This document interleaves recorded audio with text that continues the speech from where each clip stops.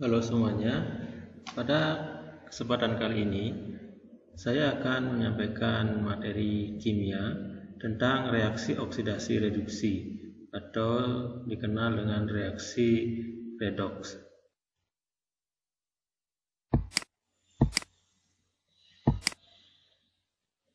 Nah, yang pertama itu adalah pengertian. Jadi pengertian dari reaksi redox. Jadi reaksi redox itu ada beberapa pengertian. Yang pertama itu berdasarkan pengikatan dan pelepasan oksigen. Nah, kalau berdasarkan pengikatan dan pelepasan oksigen, reaksi reduksi itu diartikan sebagai reaksi pelepasan oksigen dari suatu senyawa. Jadi reduksi adalah reaksi yang melepaskan oksigen dari suatu senyawa. Contohnya Fe2O3 tambah 3CO menghasilkan 2Fe dan 3CO2. Nah, dari reaksi itu bisa dilihat kalau Fe2O3 melepaskan atom oksigen, sehingga nanti hasilnya di sana menjadi 2Fe. Jadi Fe2O3 melepaskan oksigen, sehingga bisa disebut Fe2O3 itu mengalami reaksi reduksi, jadi melepaskan oksigen. Kemudian ada reaksi oksidasi. Reaksi oksidasi itu adalah reaksi pengikatan atau penggabungan oksigen oleh suatu zat. Contohnya 4Fe tambah 3O2 menghasilkan 2Fe2O3. Jadi dari reaksi itu bisa dilihat kalau Fe menangkap atau mengikat oksigen sehingga menjadi Fe2O3. Jadi atom Fe mengikat oksigen sehingga Fe ini bisa dibilang mengalami reaksi oksidasi atau pengikatan oksigen. Nah, itu pengertian yang pertama. Kemudian pengertian yang kedua adalah berdasarkan pengikatan dan pelepasan elektron. Nah, reaksi reduksi itulah reaksi pengikatan elektron atau reaksi penangkapan elektron. Contohnya Cl2 ditambah 2 elektron menjadi 2 Cl-. Jadi dilihat di sana kalau Cl2 itu menangkap elektron sehingga dia menjadi bermuatan negatif. Sehingga bisa dibilang Cl2 itu mengalami reaksi reduksi. Dia menangkap 2 elektron sehingga menjadi bermuatan negatif. Kemudian selanjutnya ada reaksi oksidasi. Kalau reaksi oksidasi itu adalah reaksi pelepasan elektron. Jadi atom melepaskan elektron sehingga nanti akan menjadi bermuatan positif. Contohnya atom Cu menjadi Cu2+ dan 2 elektron. Jadi dari reaksi ini bisa dilihat Cu ini dia melepaskan elektron. Karena dia melepaskan elektron, maka dia menjadi bermuatan positif. Sehingga bisa dibilang kalau atom Cu ini mengalami reaksi oksidasi. Kemudian pengertian selanjutnya adalah berdasarkan pertambahan dan penurunan bilangan oksidasi. Nah, kalau berdasarkan pertambahan dan penurunan bilangan oksidasi, reduksi itu diartikan adalah reaksi penurunan bilangan oksidasi. Nah, sedangkan oksidasi adalah reaksi pertambahan bilangan oksidasi. Nah, di sini nanti ada istilah bilangan oksidasi atau dikenal dengan bilox, bilangan oksidasi. Reduksi itu adalah mengalami penurunan bilok, oksidasi mengalami pertambahan bilok. Nah, apa itu bilangan oksidasi? Nah, sekarang saya lanjutkan jelaskan tentang pengertian bilangan oksidasi atau bilox. Bilox itu adalah suatu bilangan yang menunjukkan ukuran kemampuan suatu atom untuk melepas atau menangkap elektron dalam pembentukan suatu senyawa. Nah, nilai bilangan oksidasi ini menunjukkan banyaknya elektron yang dilepas atau ditangkap sehingga bilangan oksidasi dapat bertanda positif maupun negatif. Jadi bilangan oksidasi ini menunjukkan kemampuan suatu atom untuk melepas atau menangkap elektron. Jadi dalam bentuk suatu senyawa. Nanti bilangan oksidasi ini bisa beranda positif atau negatif. Kalau dia melepas elektron berarti dia menjadi bermuatan positif. Kalau menangkap menjadi bermuatan negatif. Nah, itu bilangan oksidasi. Nah, sekarang bagaimana caranya menentukan bilangan oksidasi suatu atom? Nah, untuk menentukan bilangan oksidasi itu ada aturan-aturannya. Jadi bagaimana menentukan bilangan oksidasi ada aturannya. Yang pertama itu unsur bebas, misalnya H2, O2, N2, Fe dan Cu. Jadi unsur-unsur bebas itu bilangan oksidasinya sama dengan 0. Jadi unsur bebas inilah unsur yang belum berikatan ya dengan unsur yang lain. Contohnya di sana H2, O2, N2, Fe, Cu itu mempunyai bilangan oksidasi 0. Kalau dia bebas belum berikatan dengan unsur lain itu 0 bilangan oksidasinya. Kemudian yang kedua, umumnya unsur H mempunyai bilangan oksidasi +1. Jadi unsur H mempunyai bilangan oksidasi +1, kecuali nanti dalam senyawa-senyawa hidrida bilangan oksidasinya -1. Sebagai contoh, bilangan oksidasi H dalam H2O, HCl dan NH3 adalah +1. Jadi unsur H pasti +1, kecuali nanti dalam senyawa-senyawa ini, senyawa-senyawa hidrida LiH, NaH dan CaH2 itu bilangan oksidasinya -1. Kemudian aturan selanjutnya, umumnya unsur O mempunyai bilangan oksidasi -2, kecuali dalam senyawa peroksida, itu bilangan oksidasinya -1. Jadi O umumnya -2. Contohnya bilangan oksidasi O dalam H2O, CaO dan Na2O itu -2, kecuali nanti pada senyawa peroksida seperti H2O2, N2, Na2O2 itu baru biloxnya -1. Selain itu bilangan oksidasi O adalah -2. Nah, selanjutnya unsur F selalu mempunyai bilangan oksidasi -1. Jadi F selalu -1 biloxnya. Aturan selanjutnya, unsur logam mempunyai bilangan oksidasi selalu bertanda positif. Jadi unsur logam selalu positif biloxnya. Sebagai contoh, golongan 1A. Jadi golongan 1A itu ada Li, NaK, Rb dan Cs. Bilangan oksidasinya selalu +1. Kemudian golongan 2A itu bilangan oksidasinya selalu +2. Jadi ada Be, Mg, Ca, Sr dan Ba itu bilangan oksidasinya +2. Selanjutnya nomor 6, bilangan oksidasi ion tunggal itu sama dengan muatannya. Nah, ion tunggal itulah ion yang terbentuk dari satu jenis atom saja.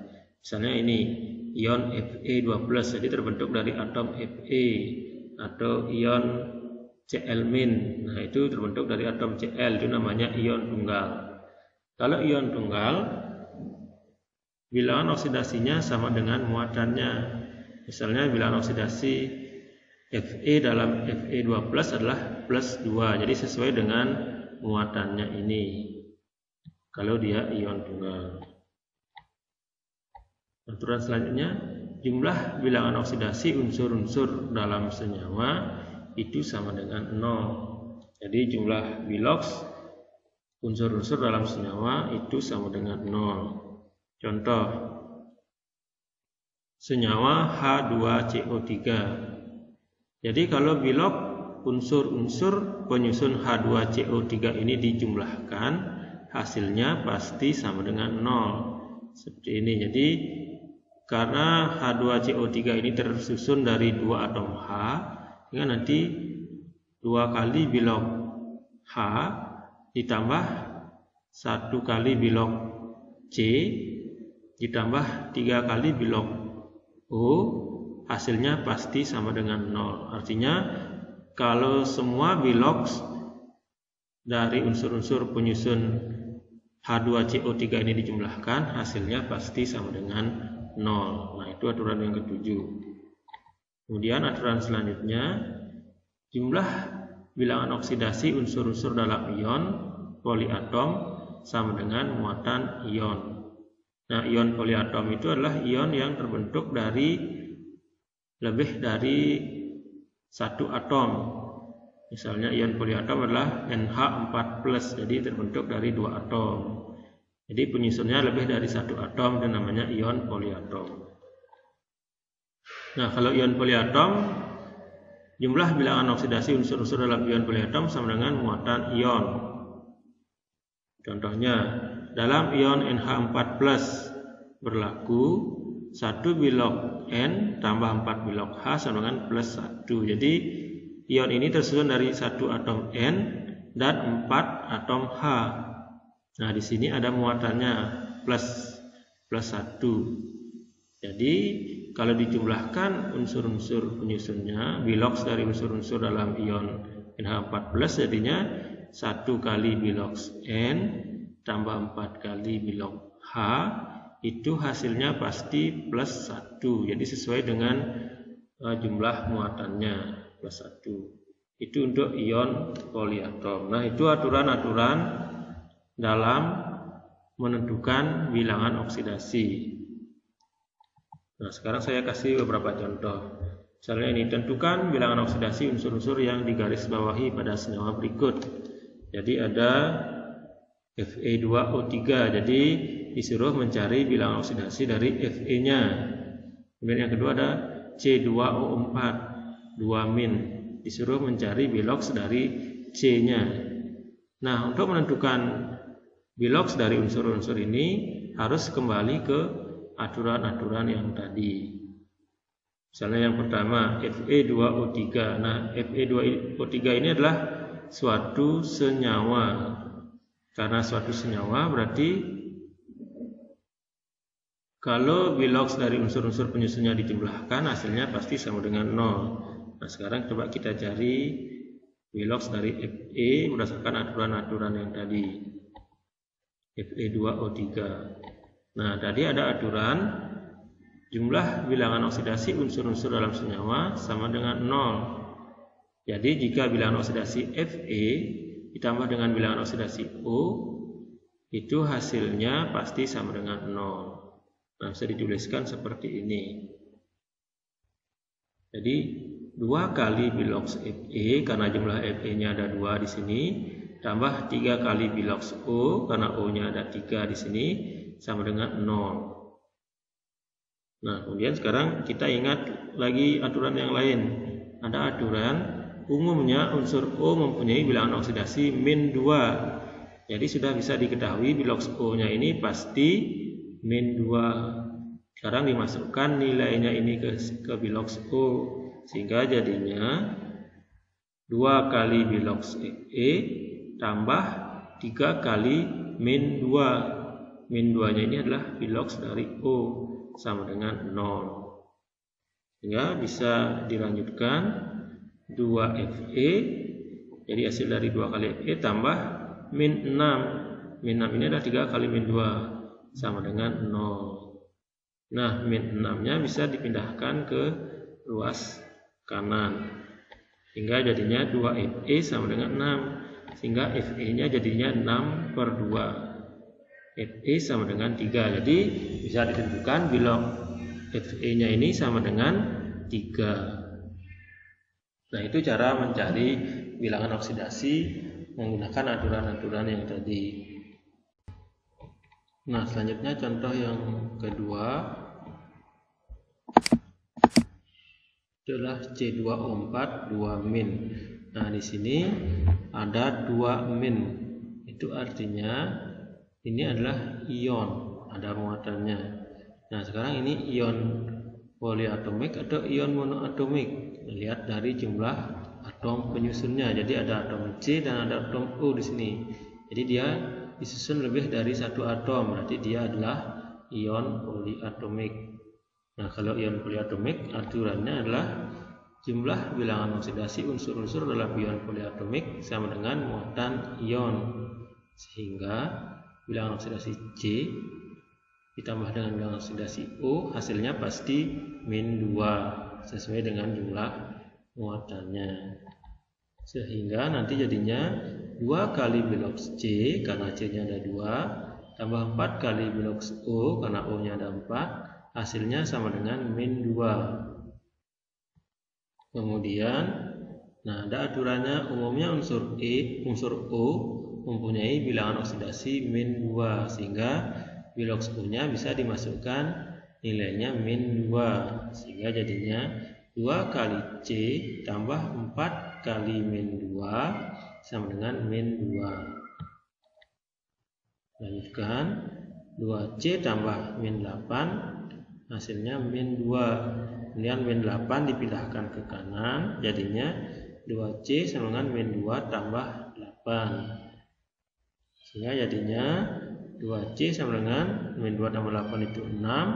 Kemudian ini dibawa ke kanan, jadinya 6/2 sama dengan 3. Jadi biloks C-nya sama dengan 3. Nah, itu cara menentukan bilangan oksidasi dalam unsur-unsur dalam senyawa ya. Nah, selanjutnya dalam reaksi redoks ada istilahnya oksidator dan reduktor. Nah, oksidator itu adalah zat yang mengoksidasi zat yang lain. Jadi dia mengoksidasi zat lain dalam reaksi redoks, tapi dirinya sendiri mengalami reduksi.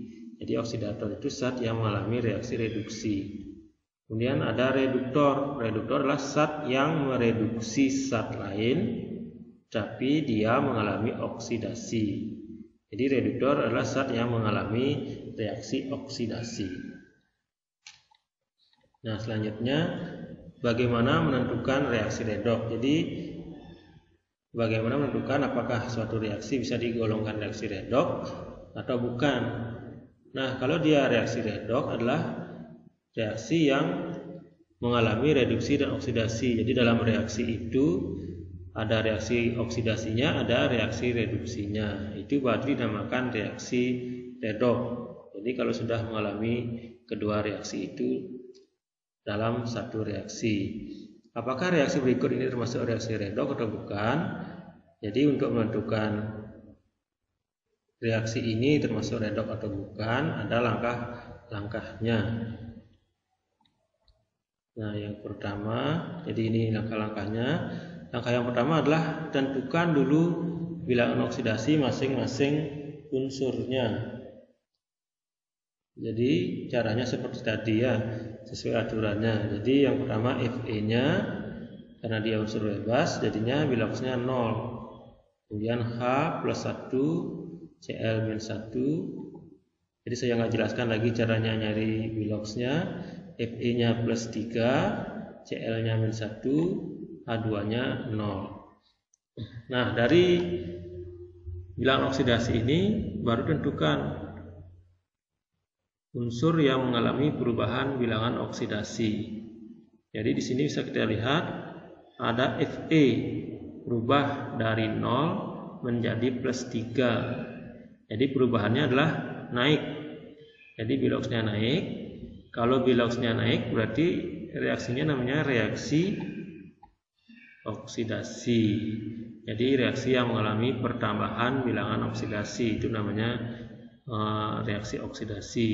Kemudian yang berubah lagi biloksnya adalah H dari HCl, dari plus 1 menjadi 0. Jadi biloksnya itu adalah mengalami penurunan.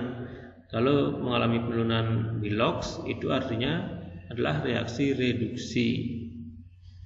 Reaksi reduksi. Jadi dalam satu reaksi ini seluruhan ini ada reaksi reduksinya, ada reaksi oksidasinya. Berarti reaksi ini termasuk reaksi redoks. Jadi reaksi bisa dikatakan reaksi redoks. Jadi kalau dalam reaksi ini ada reduksinya dan ada oksidasinya juga. Itu baru termasuk reaksi redoks. Kemudian dari reaksi ini bisa dilihat oksidatornya. Oksidator adalah zat yang mengalami reaksi reduksi. Berarti yang mengalami reduksi adalah ini HCl. Oksidator zat yang mengalami reduksi dalam reaksi tersebut adalah HCl. Kemudian reduktor adalah zat yang mengalami oksidasi. Zat yang mengalami oksidasi adalah Fe-nya. Jadi reduktornya di sini adalah Fe. Nah, selanjutnya ada istilah reaksi autoredoks atau reaksi disproporsionasi. Reaksi autoredoks ini adalah reaksi redoks di mana satu unsur mengalami reaksi reduksi sekaligus mengalami reaksi oksidasi. Disebut reaksi autoredoks. Nah, contohnya ini. Jadi ini tentukan dulu biloxnya. Cl-nya karena bebas dia 0. Jadi ini bilangan oksidasinya. Jadi Cl dalam KCl itu biloxnya -1. Cl dalam KClO ini adalah +1. Jadi caranya nyari biloxnya seperti aturan yang tadi. Nah, di sini Cl-nya mengalami penurunan dari 0 menjadi -1. Jadi dia mengalami reaksi reduksi. Nah, ini +1 dari 0 menjadi +1. Dia mengalami oksidasi. Jadi Cl2 ini dia mengalami reduksi sekaligus mengalami oksidasi, sehingga reaksi ini disebut reaksi disproporsionasi atau reaksi autoredoks. Nah, sekian penjelasan saya tentang reaksi redoks. Semoga bermanfaat dan terima kasih atas perhatiannya.